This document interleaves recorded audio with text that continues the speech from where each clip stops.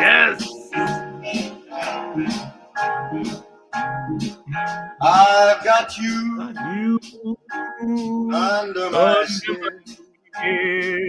Love Frank Sinatra. I've got you. What's up, everybody? Welcome to another episode in the last 3 days of Granny's Peach Tea. We were so excited to come back that we're doing 2 this week, even though Sunday is weekend. I don't know. The technicality doesn't matter. Point is, short turnaround. We had something to get on. It'll work out. It'll be fine. Hand wave it.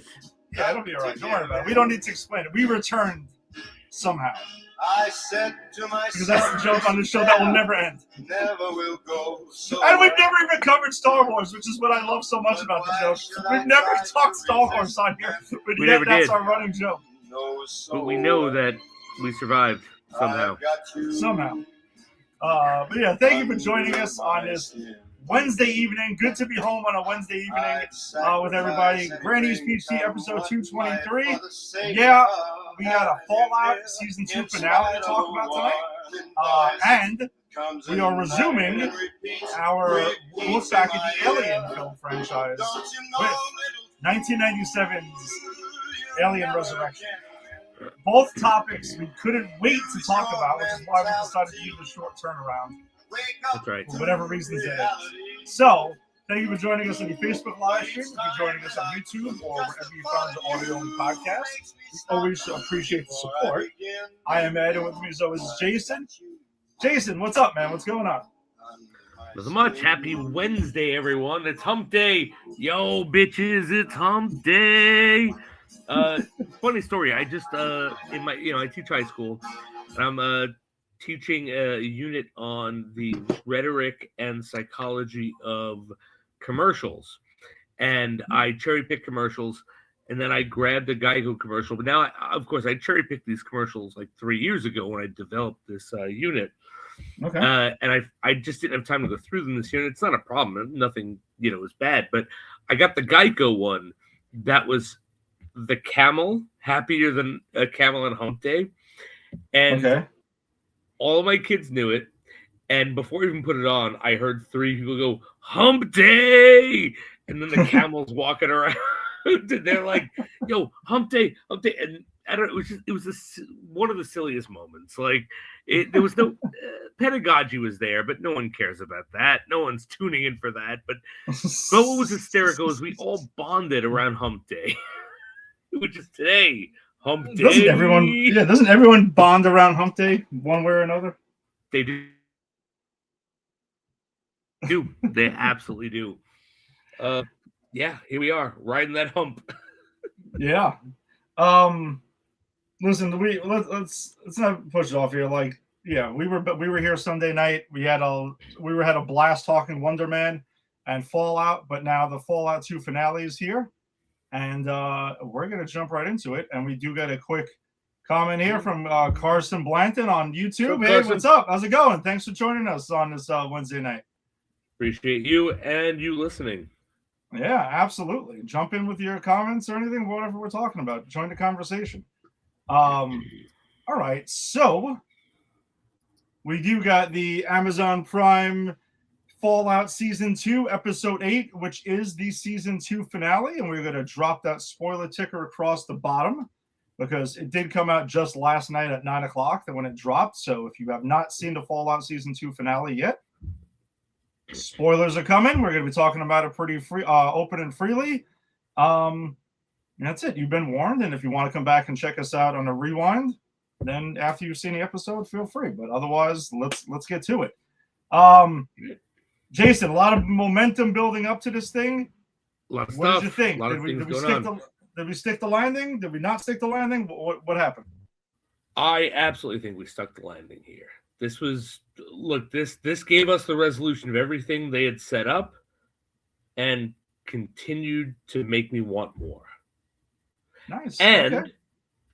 And keep in line with the way the game works, not story-wise, but tone-wise. So, yeah, chef's kiss. This is a fucking brilliant show.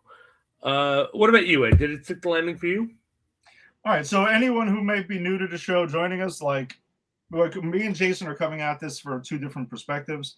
I am one who has not played the video game whatsoever, and Jason is a huge fan of the game. So love it. You know, yeah, like it's a pretty cool dynamic we got going here.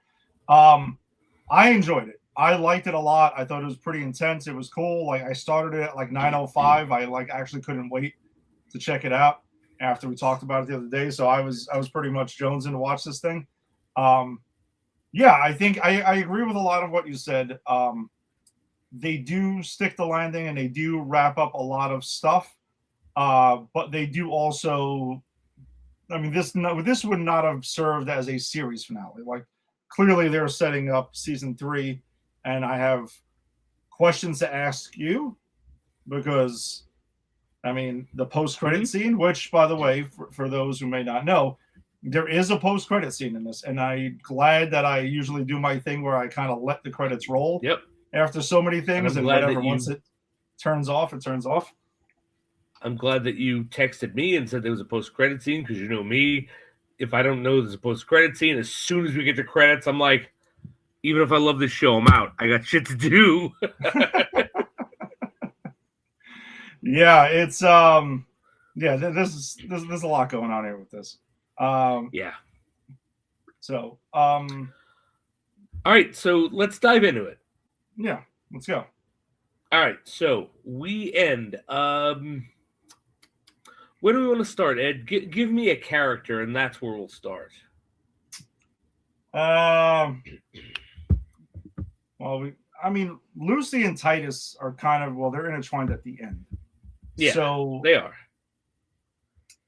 Let's actually go with Cooper. Let's go with the Ghoul here. All right, awesome.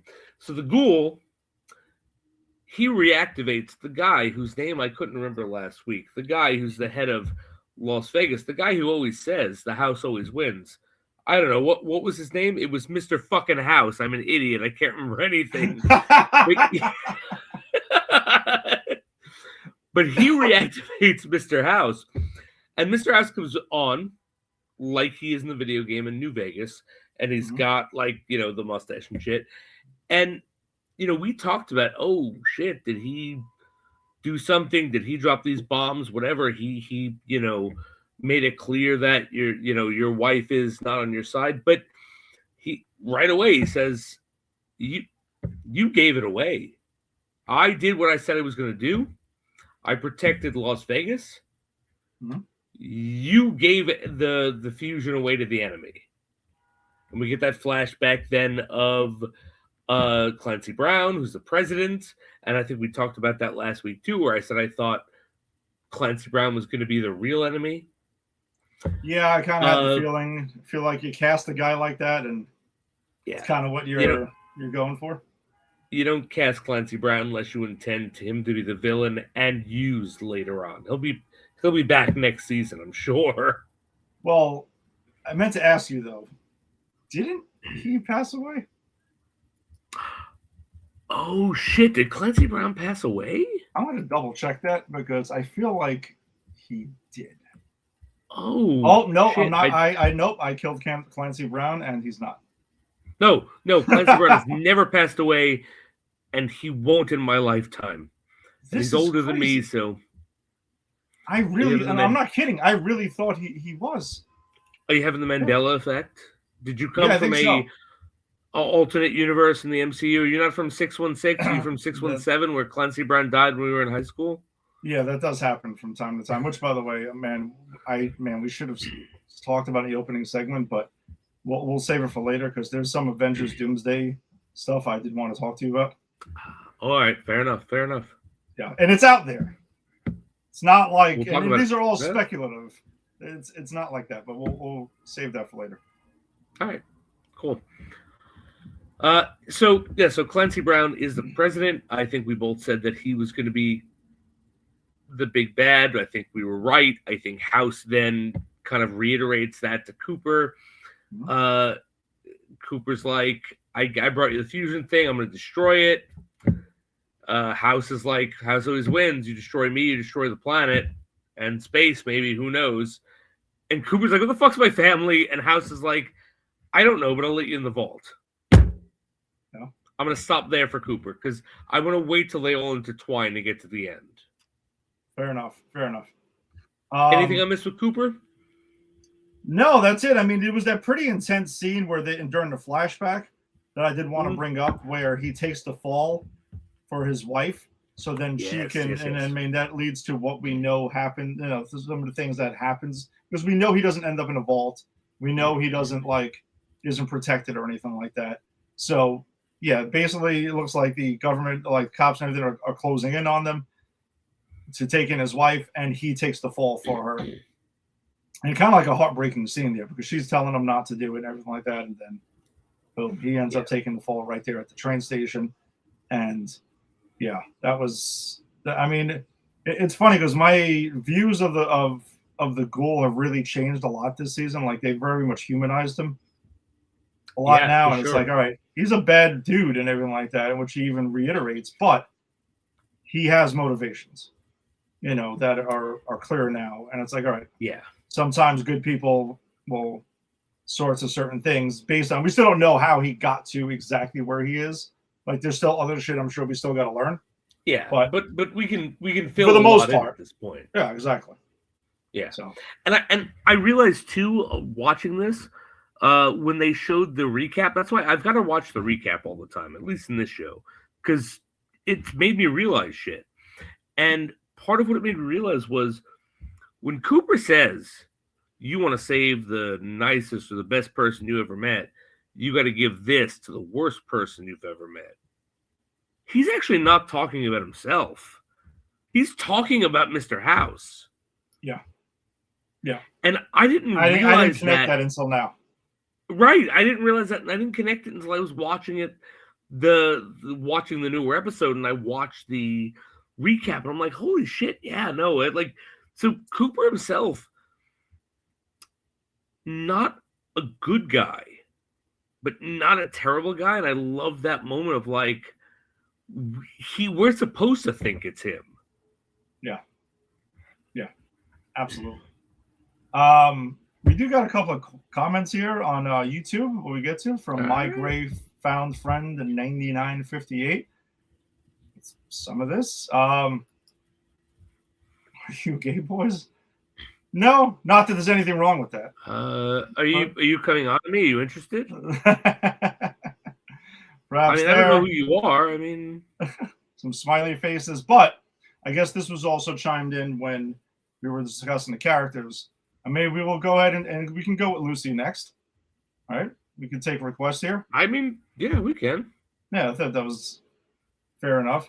All right, so Lucy's journey through this episode.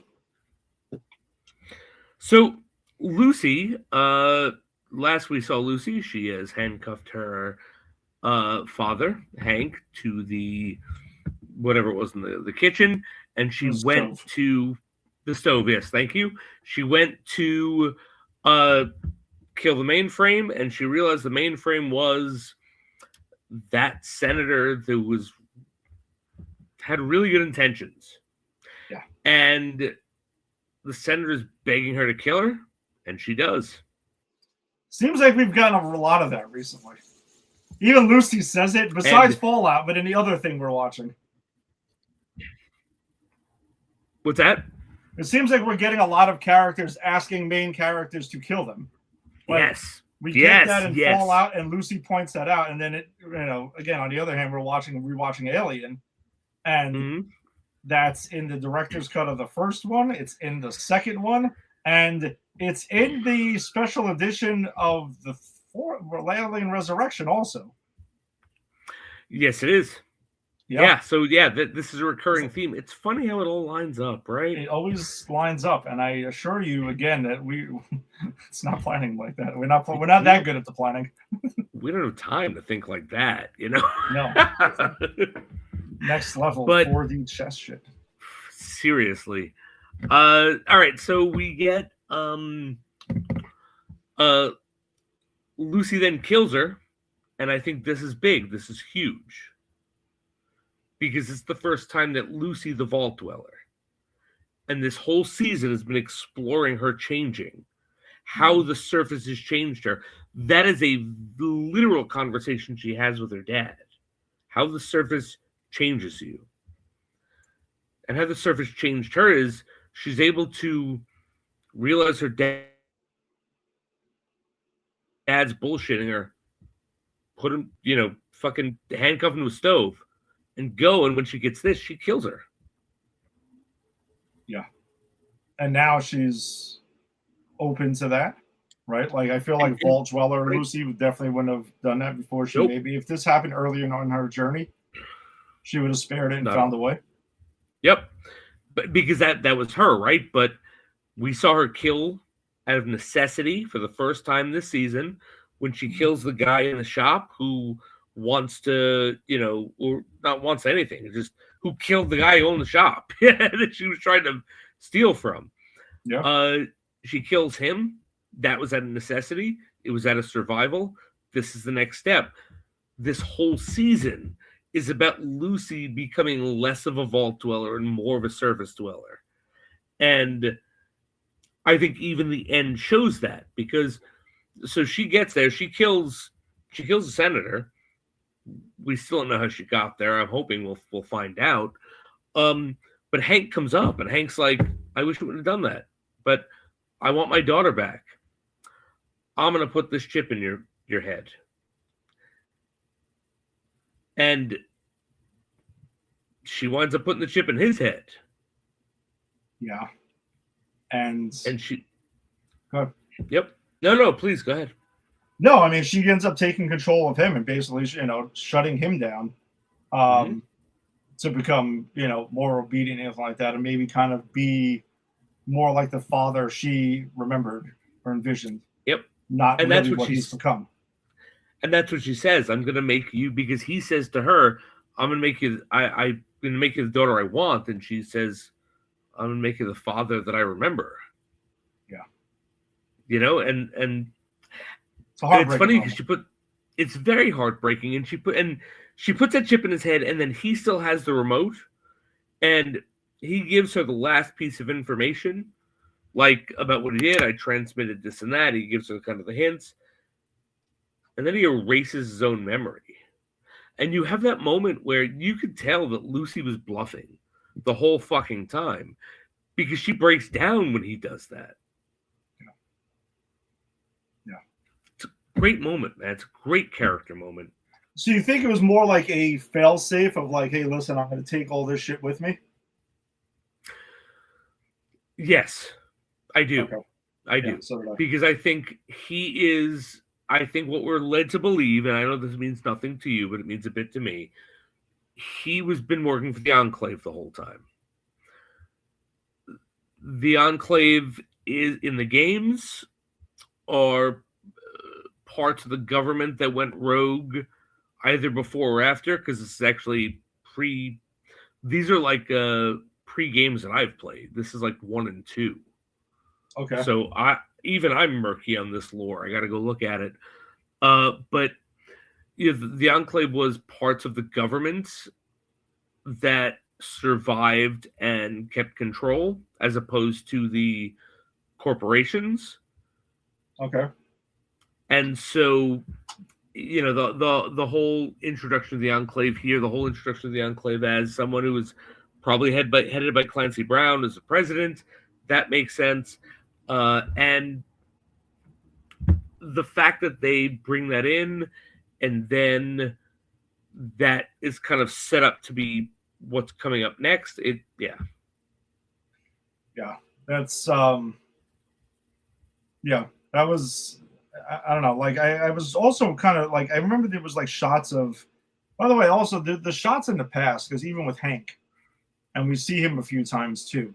And that's where we see he met up with Steph. Mm-hmm. And they've had everything.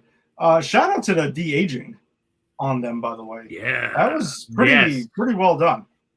That was very well done, and pretty fucking awesome. Like when you get that payoff at the end of this where she's like, I'm Hank's wife. And then you see how that happens before, because did you have any inclination they were connected? I I think maybe in one of the past episodes they did mention something about them, but not like Okay. that. I did not think that it was like they were married or anything like that, or Right. like it went that far. So that's the part I'm not like 100. By the way, like maybe I'm forgetting this, but do we really know much about Lucy's mother? I don't think we know anything about Lucy's mother. Right? I'm not misremembering this. Nope. Because I've watching that scene where Hank and the one-eyed woman is married.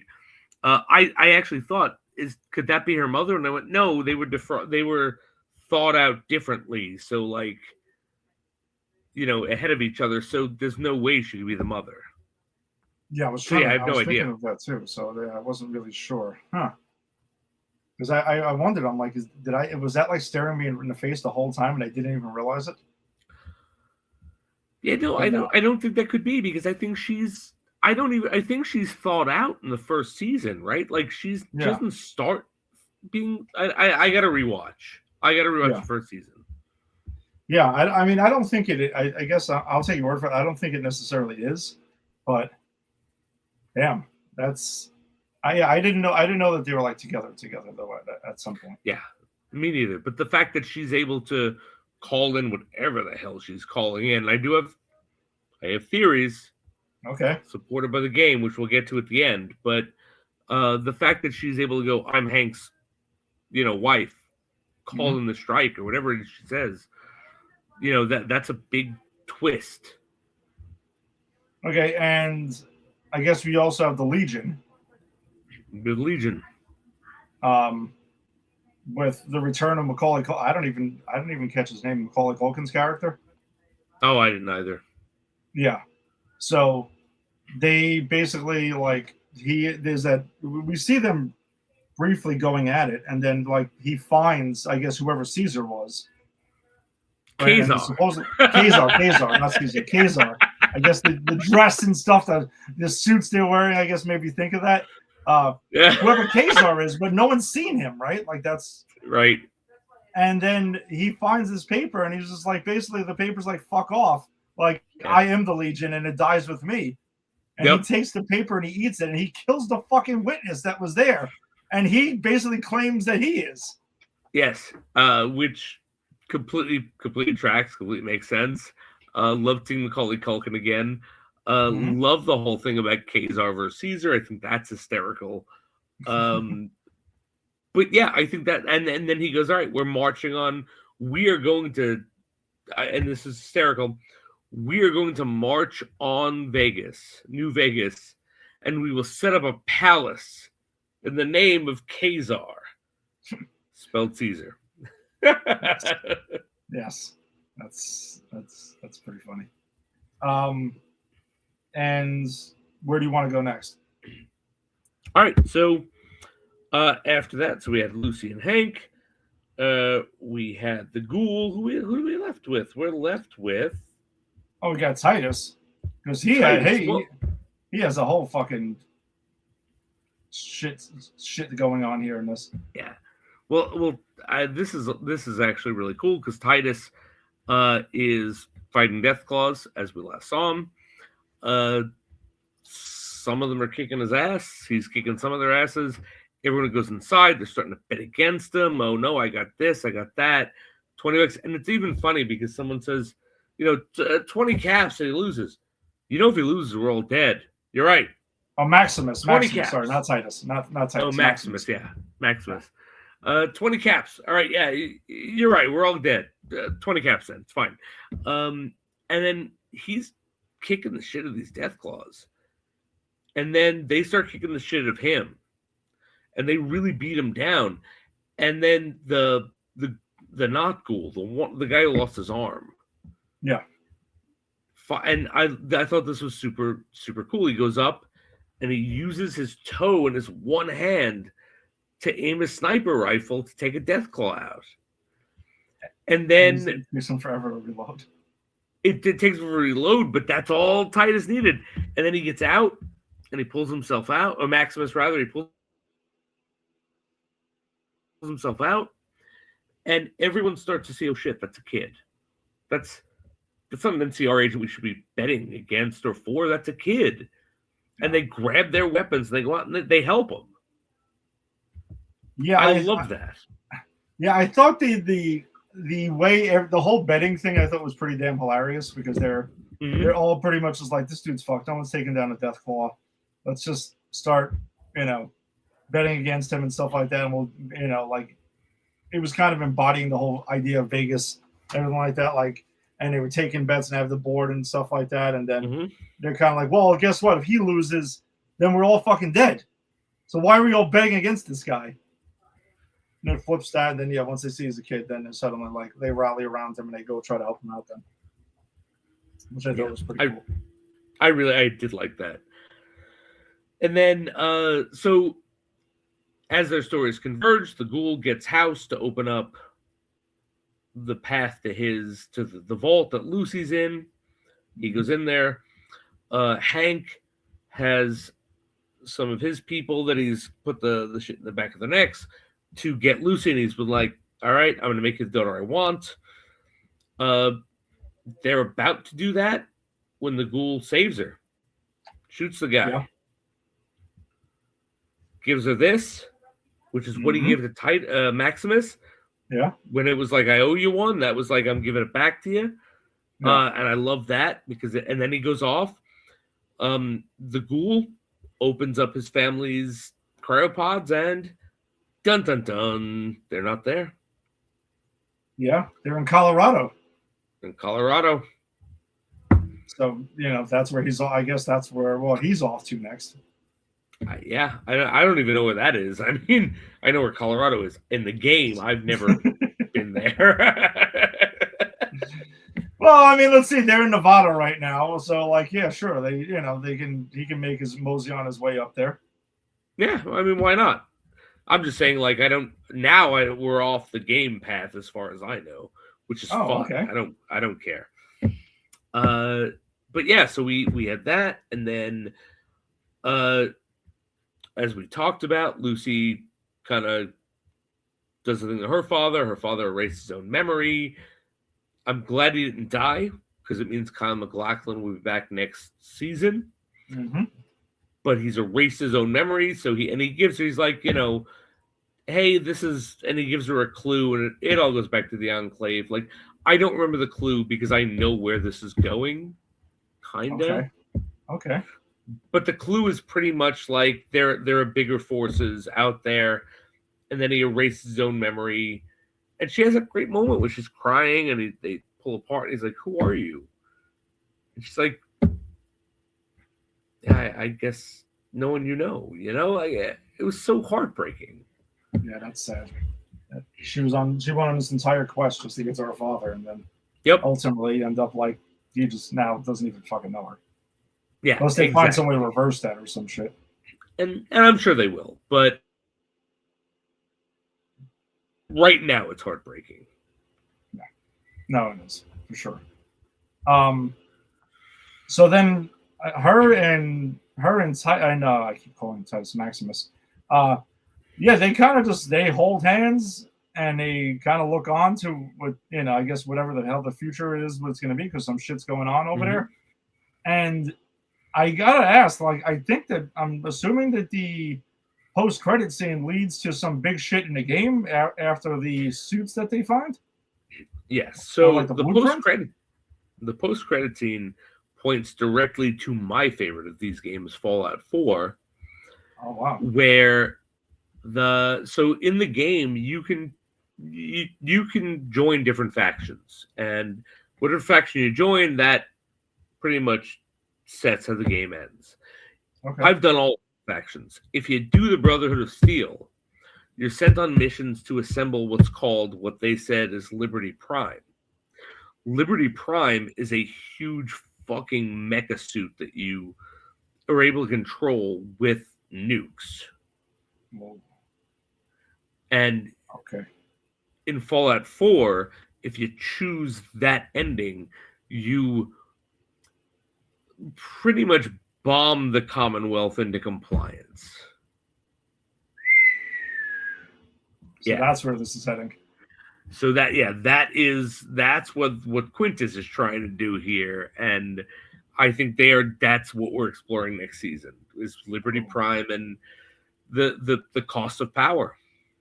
Wow, that's some big stuff going on there. Okay, now I know why there was like a big setup and stuff like that. Because I mean, based on the blueprint it shows, obviously I figured this would be some super powerful thing, and I just guessed it was from the game. So yeah, that's pretty cool. And there's a couple things I want to point out now that we're at the end. Unless, is there anything else you want to touch on before I? No, we're all right. No, we're good. All right, so I want to point out a couple things from what I know about the game. Okay, so one of the lines we didn't really talk about because it was so small was the Lucy's brother, who's like, with the cockroaches, right? And then great scene, rad roaches coming out, slitting throats, killing people, completely out of the game. 100%. I realize after watching this, what's going on with his vaults are they're turning them into super mutants. Oh, okay. So you nailed it. You were right about that. Yep. FEV, forced evolutionary virus. That is what causes the super mutants in the game. That is what he sees on that screen. That is what he's arguing with them. That's why he doesn't leave, because he realizes it's fucking bad. So I think when Cyclops at the end calls in phase 2, she's calling in, turn these vaults into super mutants. Oh, wow. Wow. So wow. So we got super mutants coming. We have the fucking nuke. Yeah, so that's my thought on that. I could be wrong, but everything points to it. Okay. Wow, that's big shit. Yeah, no, that's pretty big. Then Hank, before he himself, right before he erases his own memory, he says, "I've sent things out there, things you'll never detect." Right? Yeah. In Fallout 4, now that I know we're going for Fallout 4 because of a couple of things, the super mutants involved as well as Liberty Prime, but there are things called synths, which are robots, and the highest form of those robots are robots who can blend in. They look and appear human, even think they're human. And those are a big threat in Fallout 4. So I think when Hank was like, I sent things out there you won't even be able to find, I think that's what he's talking about. Wow. Okay. So there's a lot of Fallout. So yes, how many Fallouts are there? 5 or 6. There's so there's got a lot to draw from. Yeah. There's 1 or 2, which I think 1 and 2, which are the earlier games made by a different company than the newer ones, where I think that's where the Enclave was big. And the Enclave's whole thing, and that was the other thing I want to talk about, was it was the U.S. government that kind of took over after the war and became this pretty much what we saw there, which is like we're controlling shit. We're engineering, controlling shit with the U.S. government. Oh, okay. And there's 3, which introduces the vaults as systems of people living and what would happen there, and then there's 4, 5. Yeah, there's about 6. So yeah, there's about 6 of them. They got a lot to draw from. Yeah, it's a lot of source material left. All right, that's good to know. All right, anything else on this Fallout finale? I mean, this is pretty good. And hopefully they keep the pace up and we get it by the end of this year, where we get season 3. I hope so. Yeah, I loved this. I loved every minute of it, and I cannot wait to see where we're going next. Yeah, I mean, based on what you're telling me, I mean, it seems like there's like really crazy shit coming. Like it's getting crazier as this is keep going. Somehow. And it's all in the lore. That's the thing. This game is so brilliant. This game franchise is so brilliant. This is all written in the lore. They're filling in the character and the story, and this is how these things should be done. You take the lore and the story. You take the lore, and the aesthetics Mhm. from the game, and you film the character and the story originally, and just make sure it all makes sense. Oh, nice. Good stuff here then. We got another comment dropping here too from Stephen Cooper 3920. I'm so impressed with the show. Thanks, dude. Thanks for joining us out, and hopefully, you're having a good time. And again, like, drop in comments whenever you want to go in and keep joining the conversation, man. Glad to have you here. All right. So then that will take us to our next thing. So again, if you've been with us, you know that we're going ahead and looking back on the Alien film franchise. We took a break last week. Well, not last week, a couple of days ago. Our last episode with Wonder 3 Man. days ago. 3 days ago. The whopping 3 days ago that was here. But we were back on the Alien train now here, and we have Alien Resurrection. Since Alien 3 was our last film, this is the 1997 film here that was written by Joss Whedon, who is all in our wheelhouse here, as he wrote and directed the first two Avengers films, Avengers and Avengers Age of Ultron. Jason, you're a big Buffy fan, so I mean you're familiar with Joss Whedon. Joss Whedon also wrote a run of X-Men as well. He did. Yeah, there's been a lot going on with him. He also wrote a show called Firefly, right? Firefly, which, as I texted you, I think, and we'll get into it as we go through, this is his Firefly. Prototype? Yeah, like he put, like, I'm watching this going, he used this in Firefly, he used that in Firefly. Oh, that worked in Firefly.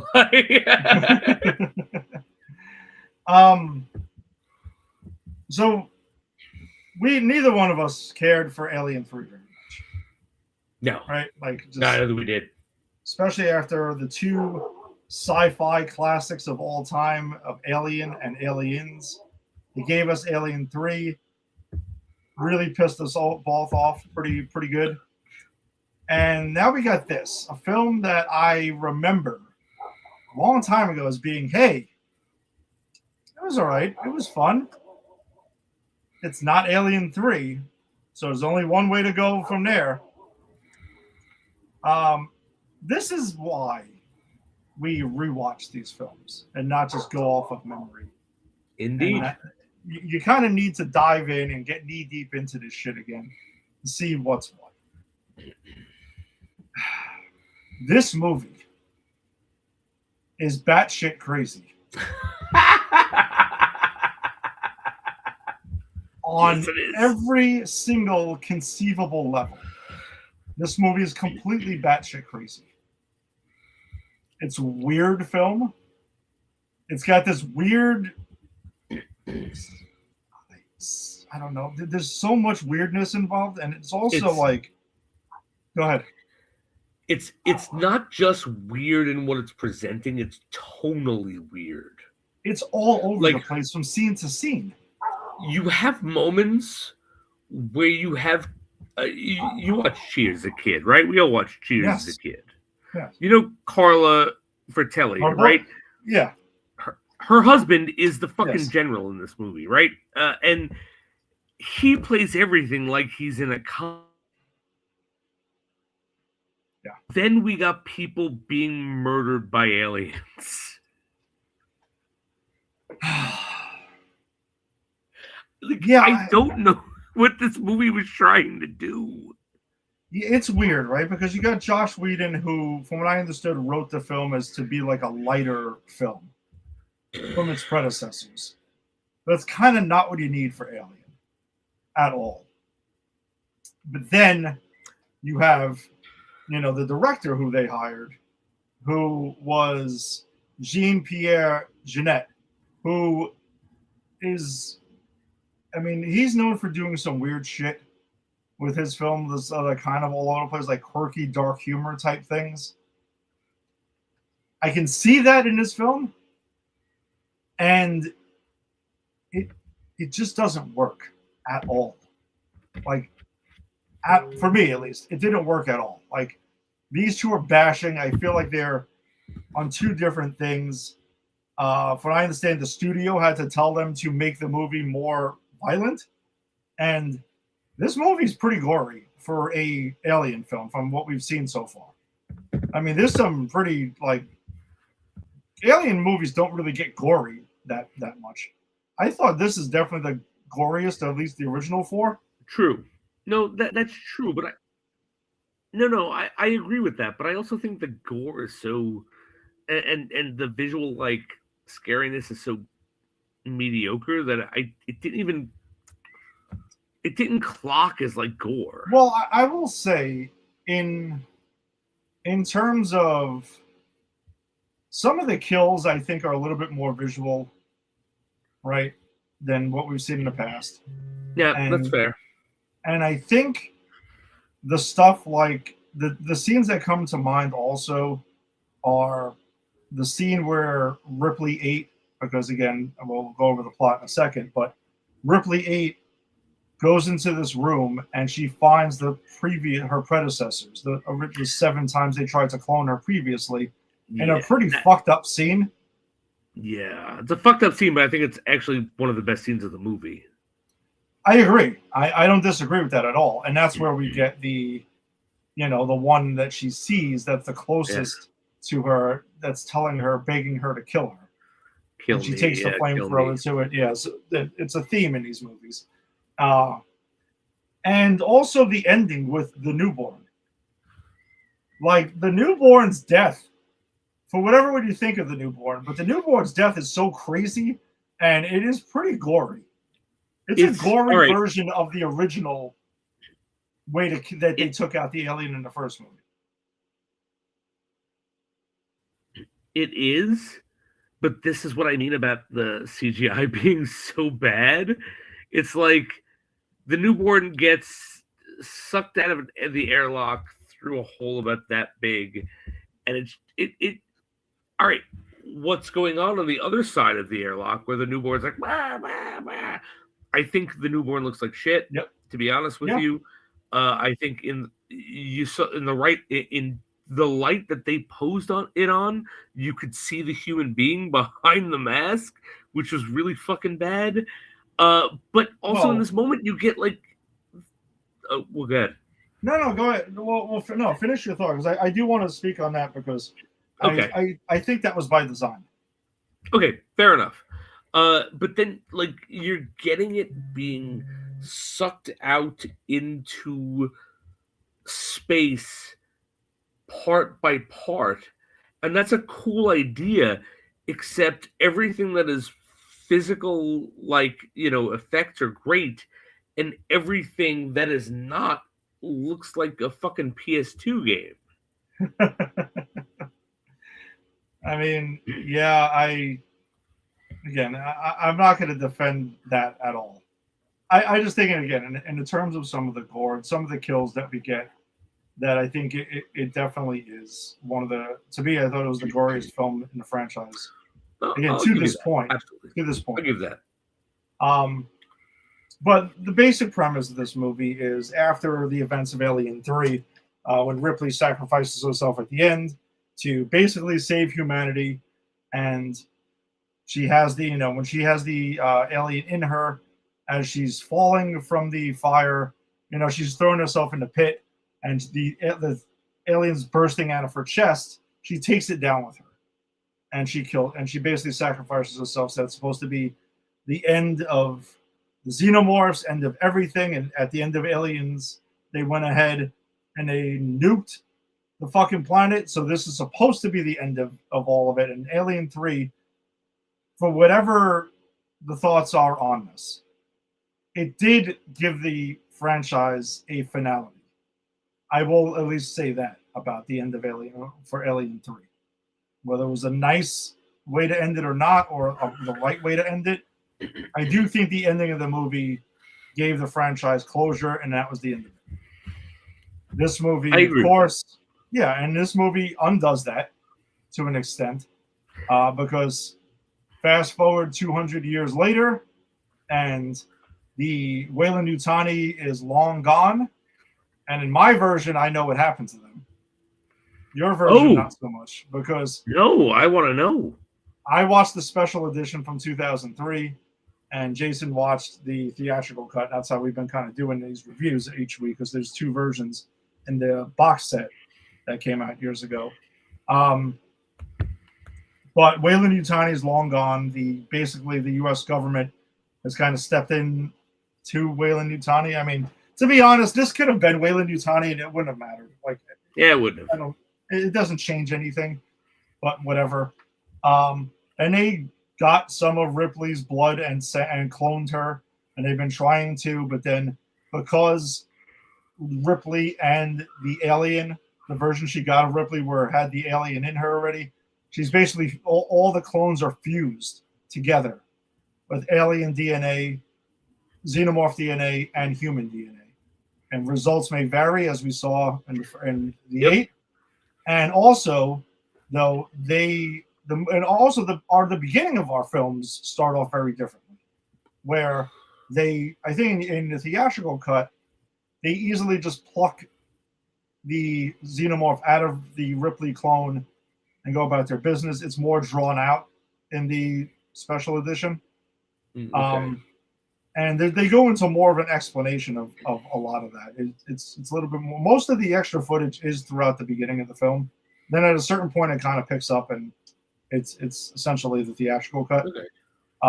But there's more of that, and yeah. So she births a queen, ironically, and Yeah. it's a queen right away. But then though, we see that this queen has hatched some eggs, and they bring in these humans to face hug and blah blah blah. They're launching all these fucking aliens and yada yada. So that's how we get a bunch of aliens in this film. And then we find out later in the film that the queen alien, their reproductive system has changed to a human one, and They give live birth. They give live birth now and no longer require eggs hatching and face huggers and all this other. And that's how we get the newborn at the end of the film looking the way it does. Which is also why I do think the newborn's look was intended to be human-ish, because I think that's what they were going for. Yeah, I get that. Right? So, because you do see the eyes, and it looks like, like it kind of has this like somewhat doughy eyes to it. Yeah. It is disturbing to look at. It is. And I also, from what I understand too, and I was done some research on it, where apparently the design of the newborn, it was supposed to have mixed spliced human genitalia also, and they took it out. Like they actually filmed it like that, and they took it out because they thought it was too much. I'm so happy they did. I didn't want to see spliced alien human penis or vagina, whatever the fuck you want to call it. Yeah, I'm good. Like I thought the newborn, for whatever this, I don't like the design of the newborn either. It is a disturbing thing to look at, and I do think that was the point. 100%. Yeah. So it goes ahead and murders the queen, and then takes Tom Ripley as like that's its mother and stuff like that. So I don't know how that worked either, because I mean she literally just gave the queen just gave birth to this thing. I don't know. I'm gonna say this, Ed. That was weird. Amongst the many other things. I think the first two acts of this movie are very good. Oh, okay. I think the third act of this movie ruins it. Okay. Like, I like the idea of and I actually disagree with you. I don't think it undoes or ruins what happens at the end of the Alien trilogy. This is them going, all right, you know what? We're gonna give you, this is kind of like Alien fanfic. What happens 200 years from now, right? And it's not Ripley, so you don't have to worry about it. It's not going to fuck with your timeline. You don't want to watch this, don't watch this. This is something that is like Ripley. And I'm in for that. I'm in for the pirates. I'm in for even some of the weird tonal shifts. I don't love it, but I can deal with it. It's when you get to the third act that it feels to me that the writer and the director, whoever was doing this, was just picking up shit from the first couple of movies and going, let's throw and see what sticks. Right? Like, that's when you find out Winona Ryder's a robot. Why? Robots. Huh? Okay. It's an alien human hybrid. Why? Puh, who cares? You like it, isn't it? Look at its eyes. I just feel that like it starts off with decent sensibilities. Not a great movie. It starts off with decent sensibilities and it evolves in, but what if? But what if? Hey, you've seen this. Hey, whatever fucking shit we throw at you, we'll see what sticks. And by the end of it, I'm just like, I don't care. The third act does really jump off for me, the third act jumps off the rails to another level. I do agree with you on that. I think when I say it undoes the third movie, I mean in terms of, hey, the xenomorph is done. It's over. Right. Ripley accomplished her somewhat life goal and trauma through the first three movies and found a way to end this fucking thing by ending it with her. And again, to me, that just that portion of Alien 3, I'm like, okay, this can give some finality to the series. This was just kind of like, all right, let's not Ripley, and we're just going to make sure we find a way to undo. We need to bring the xenomorphs back somehow. So we're going to go with this. And this is basically the only way we can. Yeah, somehow. But guess what, though, Jason? This movie explains how it happens. You're right. They go, somehow the xenomorphs return. Let me explain how. Let me explain how. And guess what? It's a simple explanation. I will admit that. Yeah. It is a simple explanation where I'm like, I'm not arguing with it. Okay. Yeah. Fine. I don't know how 200 years later you got Ripley's DNA. That's a question that I have. Exactly. What's with the 200-year gap? I don't know, but they at least tried to explain it. They tried to explain it. Unlike other franchises who just didn't bother and literally just said somehow. Somehow. Star Wars. We're looking at you again. Fuck you, Star Wars. But that last one anyway. But I will say this. I think the best part of this movie for me, and this is the part that kind of reminded me of Alien Earth, which is important to bring up because this movie I know what you're going for. Originally was supposed to be aliens come to Earth. Yeah. And you can kind of see that where it's like we're on this ship with xenomorphs and they're going to pick us up and kill us, but we're headed back to Earth. They just kind of forget about that. It just doesn't matter after a while. But the scene where the xenomorphs are in this cage together, they look at each other, and they decide to kill one to use the blood to get through the floor. I mean, that's a great scene. I think that is one of the redeeming values of this movie, and I think that's Alien Earth. That's what Alien Earth looked at and went, that's what we're working with. Yeah, I will say that wasn't that scene. I think just that scene is just that part of that scene doesn't bother me. It's the doctor doing his weird shit against the glass that I thought was bizarre. Oh, you mean? Yeah, we didn't even talk about God. We didn't even talk about Brad Dourif, right? Yeah, Chucky himself. Yes. Having this weird. Oh God, I forgot. Yeah, and I just saw this the other day. Having this weird like. Tortures him with ice, which we see actually fucking legit murders a person if it's not a xenomorph, if it's a person, they're dead. And I'm okay with that because that's scientists. Scientists, fine. I don't like it. I get it. And then he does this thing where he puts his head against the glass, like maybe he's trying to think with it, and I get it. And then he makes out with the glass, pretending he's making out with the xenomorph, and I'm like, what the fuck is going on here? So I'm glad you brought that up because there's also something that is a weird thing throughout this entire film. And I know in the special edition, I got more of this than you did. Again, when I looked up the differences between both. So I got way more dialogue that kind of leads to this and blends to my perspective of it.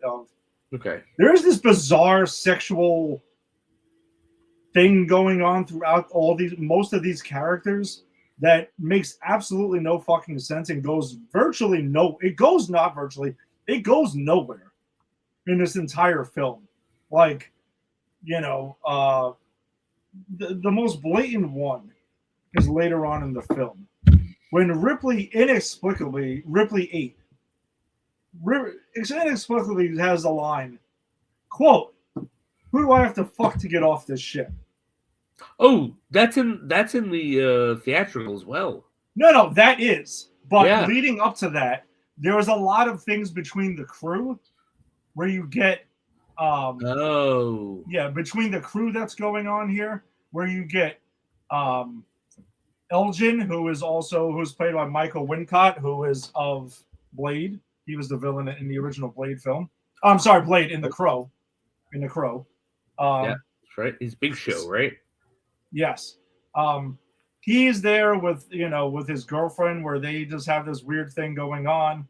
I think her name is Hillard. And they have some weird shit going on, like whatever, they're together. Okay, fine. But then you also have Ron Perlman's Joner, who's also making weird comments towards Winona Ryder's call, who he doesn't know is a synth until later on. And then he also has more like, oh, I almost fucked you, this and that. Blah, blah. I'm just like, this seems like these pirates were going to have some weird orgy before this story got in the way of it. No, you're right. And even when they get there, right? Because that Joner character, when he's like flirting with Ripley and Ripley's like got the ball and she's passing it back. And he's like, I know other things we could do. It's so weird and unnecessary. And also, I'm glad you also brought that up because there is a lot of the weird sexual dialogue that goes on in that scene, and also the whole basketball scene is fucking bizarre because there is virtually nothing basketball about anything going on here. Like, I almost felt like they were like, "Hey, we need to show Ripley 8 jump because she dunks a basketball out of nowhere. She never dribbles this thing. She's like waving it around his head." And she's just doing weird shit with it. And I just don't know what was the point of that entire thing. And I don't know. It's just, it goes on throughout this thing. Where all these, again, it's just like, it's just, there's a lot of, it just adds to the weirdness of it because the sexualized dialogue goes on throughout it and it completely comes out of nowhere. Majority of the time in the middle of random scenes and you're like, what the fuck are you talking about? When you get the pirate captain and Carla Tortelli's ex talking, right? Yes. And Carla Tortelli's ex is like, hey, you took on someone else, she's cute. And then the pirate captain's like, yeah, she's a piece of ass, right? You want to fuck her? And it's like, where the fuck did this come from? And then he's just like, nah, I'm just saying she's cute. It's not even like it means something. It's not even like, oh, he's gonna do something later that this makes sense. No, this comes to nothing. That's what I'm saying. It's all over the film in random scenes where there's no sexual tension of any kind in the story, but yet it starts being blurted out by the characters out of nowhere, and it comes out of left field, and then it just goes away again. And it's like, man, if these xenomorphs were running around, agreed. This might be a fucking alien porn parody. It's weird. It's just fucking weird. Oh. What would an alien porn parody look like? I don't want to know. I got it. I'm sure there's one that exists. I'm delivering a pizza. I'm a hot, attractive woman. You're a guy. Look at this pizza. Oh, it's a face hugger. Oh man, that's so sexy watching that guy getting a face hugger to his face because it's alien porn. That's what aliens get off watching. Oh my god, it's disturbing. I opened up a can of worms I didn't really intend to at all. Oh my god. But it is what this movie feels like. It was so fucking bizarre. It was strange. I'm going through my notes here. So we got bizarre, random sexual dialogue. Glorious film, the thing. By the way, so what was the point of keeping this? I have a lot of questions coming up here. All right, let's do it. You can help me answer them. Why keep the failed clones alive? What was the point of that? And once you had the successful 8, why? What's with the other 7? The other 7 weren't doing anything. One of them was begging to die. They weren't serving a purpose. I know. It was just because that scene has to happen. That's really it. That's really okay. It. The only thing I could think of is, well, no, I can't even say this because 8 was around for a while before this happens, right? Like they are working with 8 way before the pirate ship comes in. So I got nothing. I don't know. Maybe just because they're piece of shit. Jason, I have a feeling some of these questions are going to pretty much, that's going to be the answer to some of these. Yeah. Because I don't have answers for them. So these are genuine questions. All right, let's go. Next one. They come across that random dude with the glasses who she sniffs. Ripley 8 sniffs him. It's like, you have one inside you. You're fucking dead. You're done. She knows this. She's telling him straight out. Everyone there is in agreement. But then they decide to keep him alive. But if you know what's going to happen, why don't you just kill the guy and you kill the fucking xenomorph and end it? Why would you bring this dude along for the ride so you can have someone burst out of his chest later and then you have more problems? Like within the story, what's the fucking logic here? Besides, but there's more with him. He runs. Yeah, no, but I think this is actually, damn it. I think this is a special edition thing. I don't think you saw this. Correct me if I'm wrong. The scene where he finally does burst out of his chest. Mm-hmm. They're trying to shoot him. They're shooting at him and he's getting shot, but yet he becomes bulletproof instantly. And he's running at the fucking doctor, like the main evil doctor, the bald guy. And he grabs him and the xenomorph bursts out of his chest through the fucking guy's head and murders him. So number one, yeah, all right, but I think it's drawn out more. I don't think you got the shooting part and everything. No, he doesn't get shot. He just jumps up, grabs the guy, and does that. So in my version, he gets shot from a distance by everyone and their mother. He gets shot more than fucking Alex Murphy in the fucking in RoboCop. Okay. The difference is this guy is just randomly bulletproof and just eating these things and until he gets to the doctor and does the thing. So one, why was he kept alive? Knowing what they know. Number two, why did he become bulletproof? None of this makes sense. None of it makes sense. Winona Ryder's character, who you find out is a fucking robot. Yeah. Who's there to stop the spread of xenomorphs, is the one who makes the call to keep this guy alive with a xenomorph in him. I think the movie even fucking points this out. It's so stupid. It does. And then everyone just goes, I think literally someone says what I just said. And then Winona Ryder goes, yeah, and they go, yeah, you're right. Let's do it. Because it doesn't make any sense. Like you got Ron Perlman as like, kill him. But you got other people going, no, we're just not going to bring him. And then you go going, nah, freeze him. We're going to go through all this, and clearly we know when the xenomorph's going to pop out. It'll be when it's the least convenient for us, so we'll just make sure it's always convenient, and then we'll put him in cryo freeze. Like, it makes no fucking sense. Well, in Alien 3, it took Ripley almost a week to get this thing to pop out of her chest.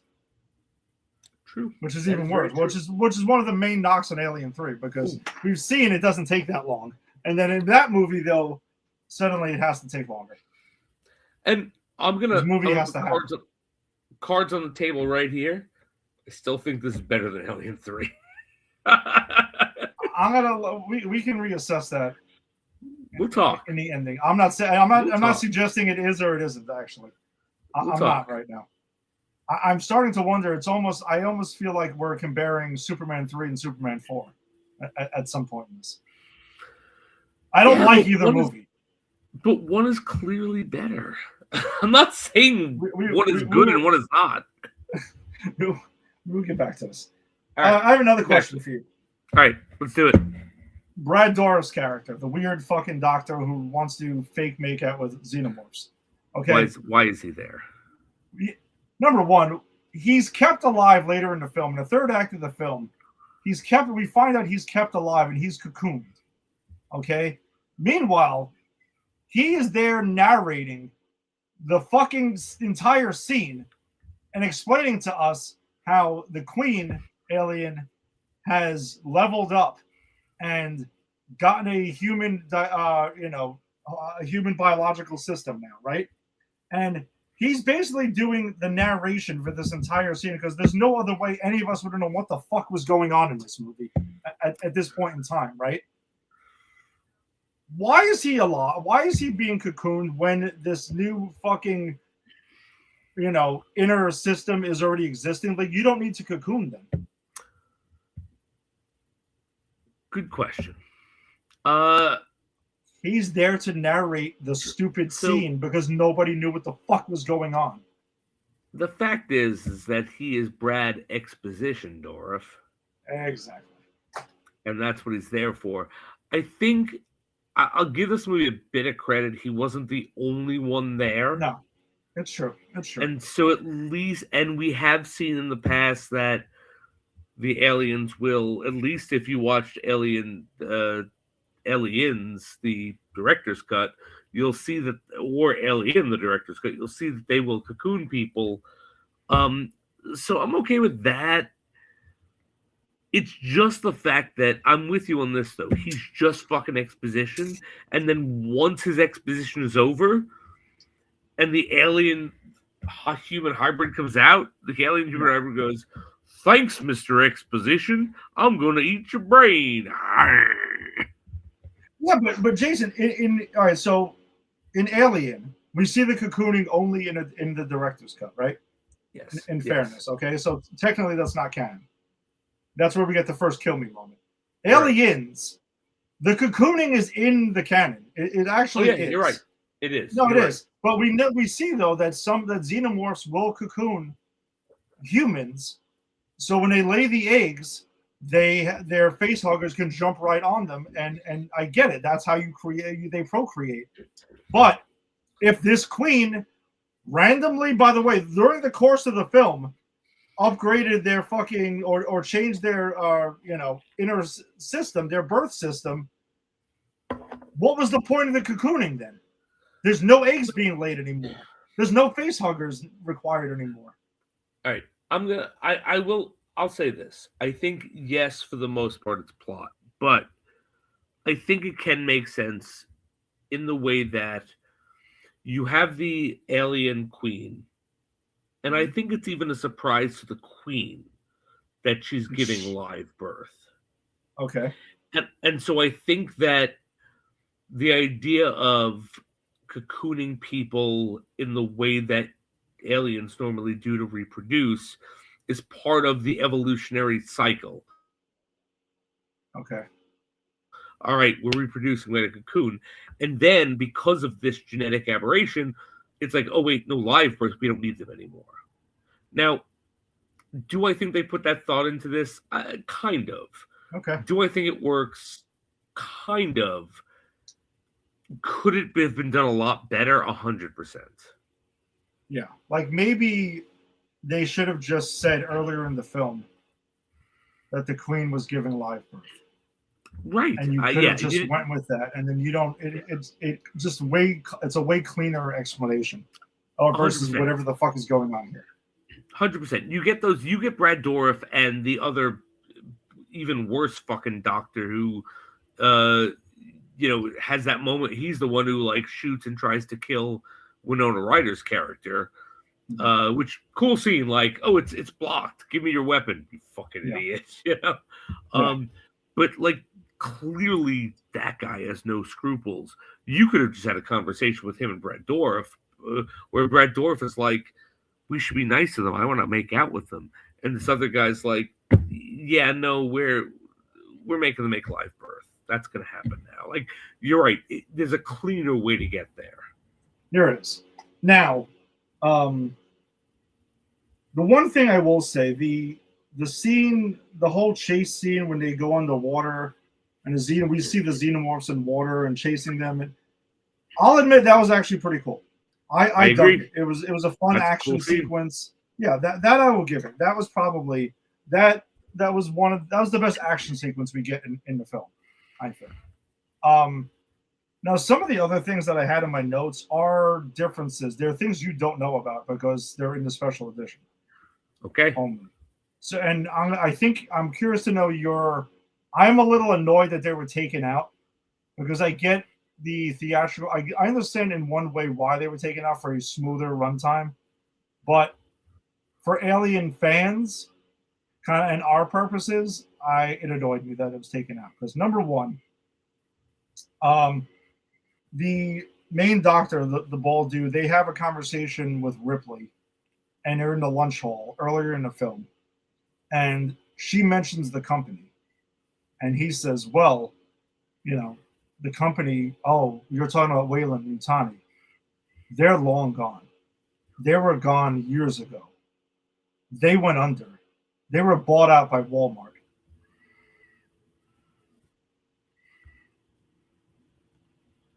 Yes. That was a line in the movie you saw? That was a line in the movie. That is not me making that up. Because that was not like, I know the scene you're talking about. Yeah. And it's literally just, oh, they're long gone. No, there's more to it. And there's a lot of that in the special edition where they're just scenes that are there and it just explains it. And I get I think it was more this like dark humor, weird shit that this movie was going for. I guess that's why they took it out. But I don't know.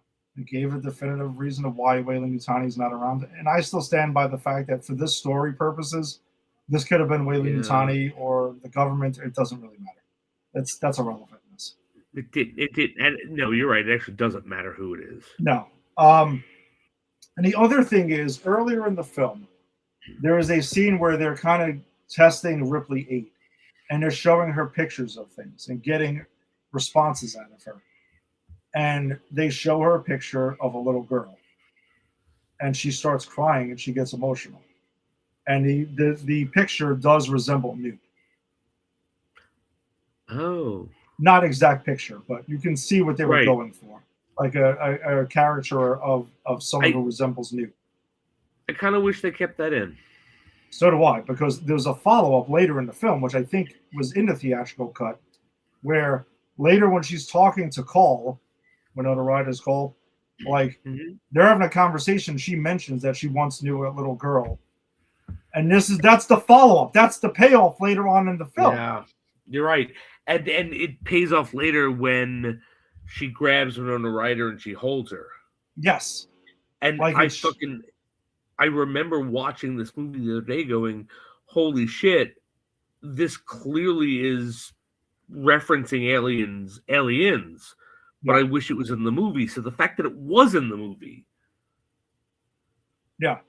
So that was another thing that was there too. And another thing that's in there that was a callback. They do discuss more about there's more talk about Alien 3 and what happened there. Like there's more references to that planet and stuff like that. It's just in one conversation. Also, the beginning of the special edition starts off with showing a really super close up of like metal teeth, and it's supposed to be to think the audience that this is a xenomorph, but it turns out it's like a fly. and the fly starts flying around, and then like this dude driving the ship basically flicks it and kills it. And the ending of the movie, when they land back on Earth, I think you see that they look out the ship and they just see Earth. Correct? Yes. Yeah. They land on Earth in the special edition, and they're in Paris, where you can see because the remnants of the Eiffel Tower is in the background, but it's all like wasteland. Okay. And that makes sense because they do talk about like, oh, we're going back to Earth. No, I'd rather stay in space. Yeah. Like, yeah, I think he says like it's a shithole and everything like that. Yeah. But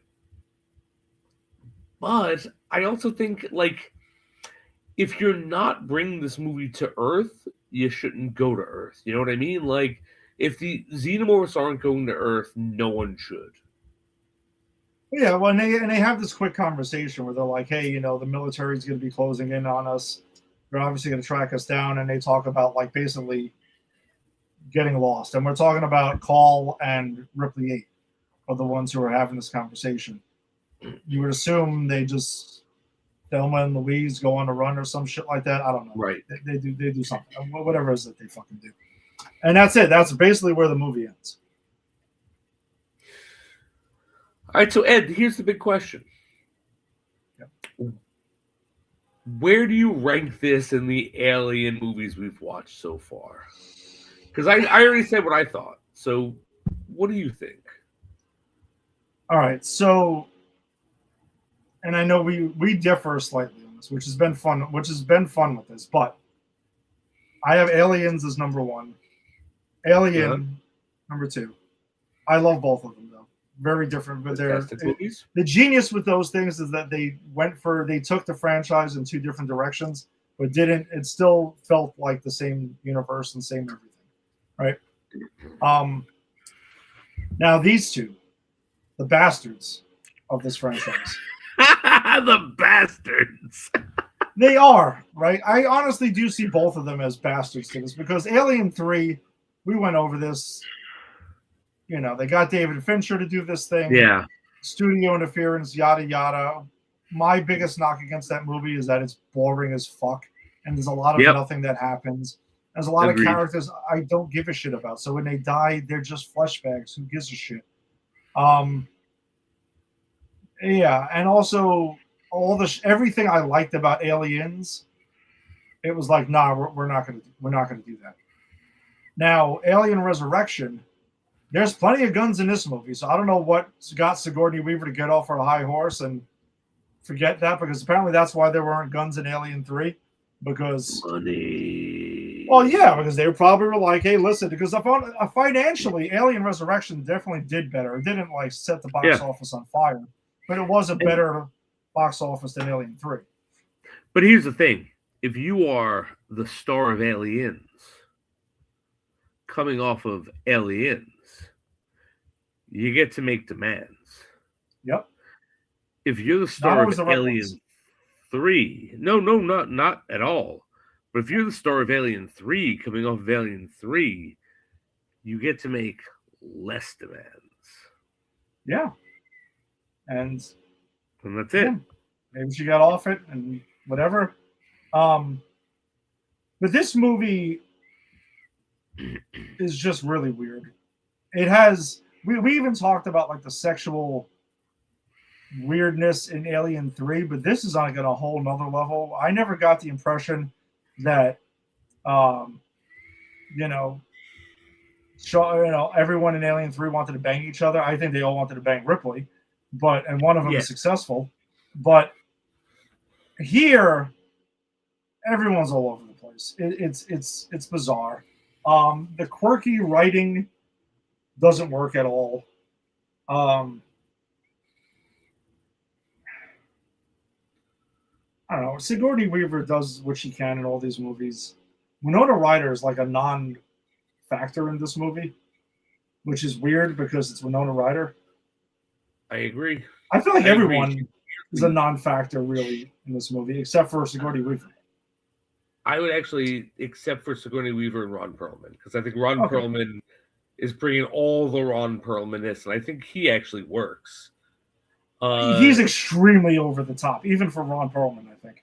Yeah, no, exactly. But I think that's kind of what this needed. And Okay. I think what you're picking up on is that everyone just It's that this is an escalated over the top Alien. This is a what if Alien happens 200 years from now? Let's get crazy with it. Yeah. We'll give you maybe 2 characters that do that. Everyone else is blah. I think that's the issue. Yeah, and I get like Sigourney. No, Ron Perlman is fucking out there, and Sigourney Weaver is out there. They're doing what they need to do. But then you get like, what's the guy with the guns? Christie, right? Yeah. Cool character. Not really much going on there. Not giving us much. You got Sigourney, not Sigourney. You got one outside of the fact he can bend bullets or bounce them off of things. And his guns are somehow part of his hands, which he says. I don't understand, but yeah, they're but then you also get like Winona Ryder, who's like, I'm not doing much, but I'm also a robot, and it's totally so off. And there's interesting stuff here, and this is why I think it's better than Alien 3 because at least it's trying some interesting stuff. But I also think like it misses the mark so badly on some of this stuff. Yeah, it doesn't feel like an Alien movie. At least after the first, like this feels completely disconnected from the rest of the franchise. Now, this is also the first time we get the concept of the alien-human hybrid, because that's definitely a thing that we're going to see revisited in this franchise, for better or worse degrees. That's here. It's there, but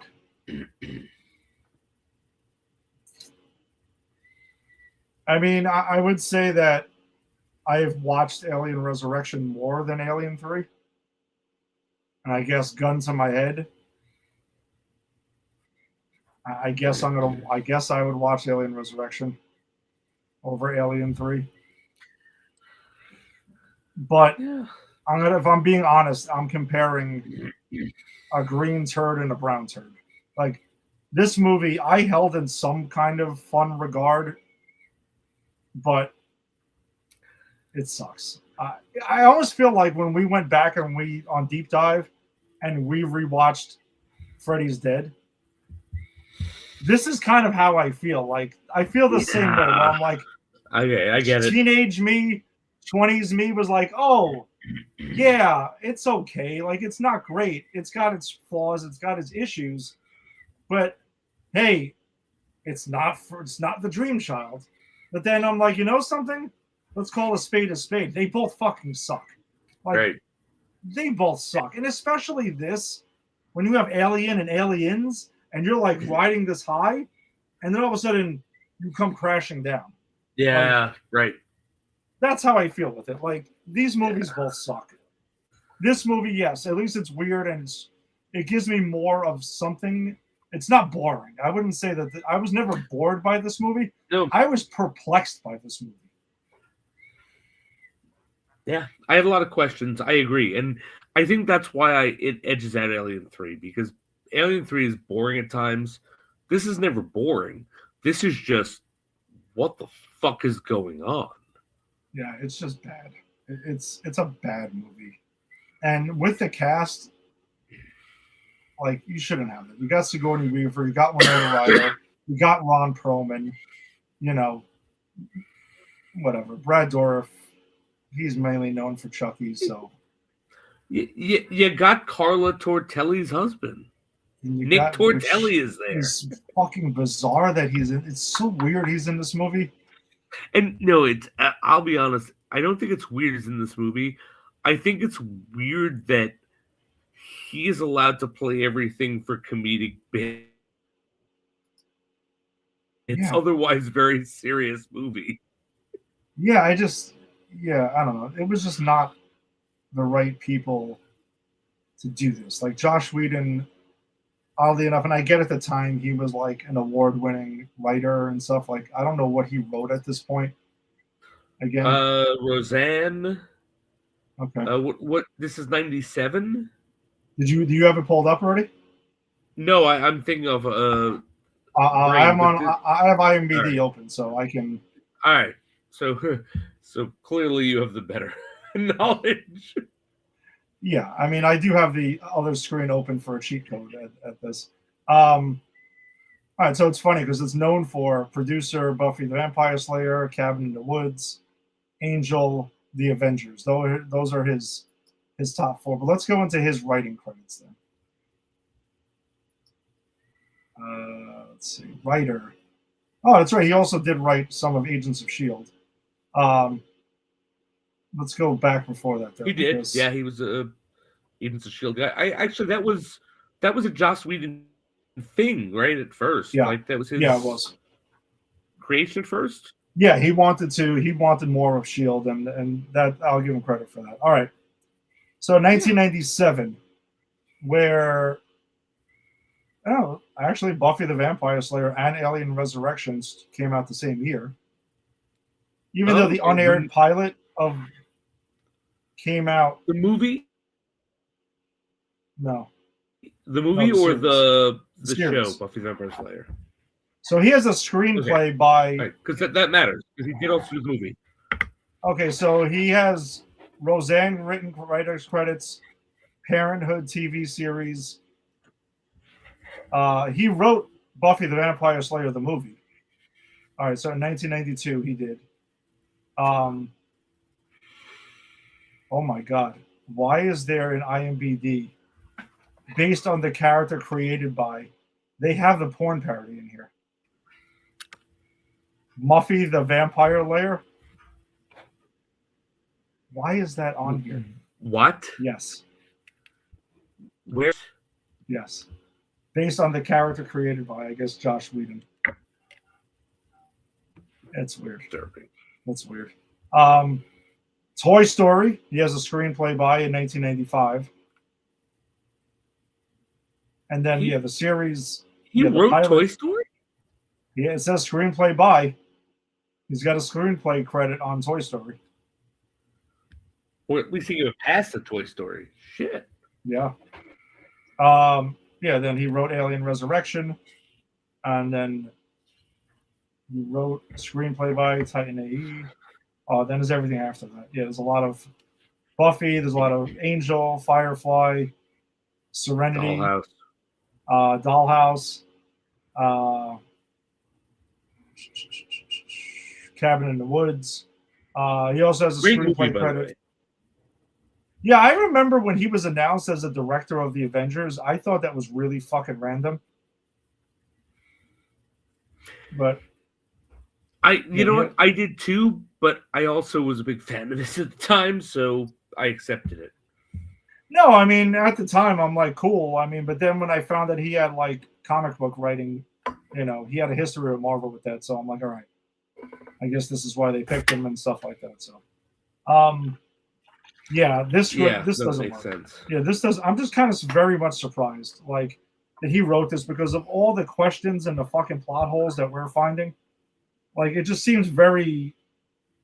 I don't know. It just seems he should be. I would expect more out of him as a writer. Agreed. I agree. So, but for my official rankings before we wrap this up, I would say Aliens, Alien Resurrection, Alien 3 is still on the bottom. And then we'll see where this takes us because we still have 3 more films in the Alien proper. All right. Now, I'm making a prediction here. Okay. I've seen 2 of the 3 coming up. I personally don't think I will rank any below Alien 3. Okay. So I don't see that coming. I don't see that coming either for me. I would be very surprised. I probably vote him over Alien Resurrection too, to be honest. But that I'm not sure of because that's why the rewatch is important. Yeah. I mean, I'm going to tell you right now, there's no way on earth I'm watching Alien. I'm going to rewatch Alien Romulus and have it anywhere near these 2. Because that movie's fucking awesome. So. But like Prometheus for me, I found an Alien weird. Covenant. And Alien Covenants. I think I think I will rank those two over these two, but I'm not 100% sure over this one. Yeah.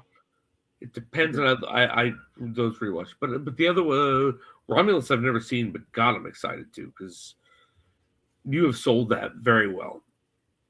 I don't see any outcome where that's not number 3 for me, because I've had it at number 3. Like, yeah, there was at no point in time did I ever think that Alien Resurrection was above Romulus. Romulus is. I would be very surprised if you didn't agree with that. All right. So I would be too, but I'm very excited to see it. Yeah, that was, to me, that was a big return to form for the franchise, which I just didn't realize. Like, the dip was pretty steep with this thing. All right. So anything else? I guess we wrap this up then. Let's wrap it up. All right. All right. Well, listen, thanks for joining us. As always, if you joined us on the Facebook live stream, be sure to check us out at Granny's PhD's Facebook group. We share a bunch of stories and whatnot that do not make the show, and kind of like the thing we actually are we'll put off for a minute. I know we had some Avengers Doomsday talk we wanted to get to, but we'll save it for next week. Also, if you're checking us out on popculturepros.com, check us out at on YouTube for popculturepros as well, where we share a bunch of other episodes and everything like that, and other cool shows that are on the network as well. And wherever you found your audio-only podcast, subscribe to Pop Culture Pros. Jason and I will be back next week. No series at the moment. We got a little bit of a break from there. So it's all about Prometheus. All right. That's a big conversation to have. And honestly, that's what I really want to talk about. So I'm glad that that's the whole episode. Yeah, the next couple of weeks we got Prometheus, then Alien Covenant, and then Alien Romulus, and then the 2 non-canon Alien movies. We get to have fun watching again, but you never know. We'll see how it goes. That's fun is a suggestive term. All right, so hey, listen, we'll see you next week then. Peace.